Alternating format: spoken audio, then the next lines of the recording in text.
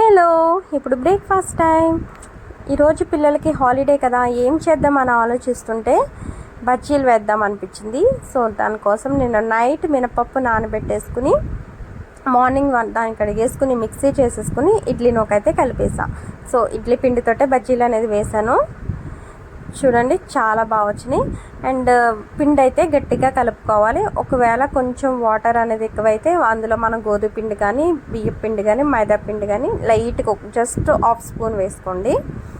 చూడండి gold colour వచ్చే వరకు అయితే వేగించుకున్నాం. లోపల కూడా పిండి అంతా ఉడుకుతుంది. నేనైతే మార్నింగ్ ఆయిల్ ఫుడ్ అనేది ప్రిఫర్ చేయను. బట్ ఎప్పుడైనా మనం ఇంట్లో సింపుల్గా టేస్టీగా అయితే పర్వాలేదు కదా. సో వీటి కోసం కాంబినేషన్ టమాటా చట్నీ అయితే నేను ప్రిపేర్ చేశాను. ఎలా ఉందో చూద్దాం.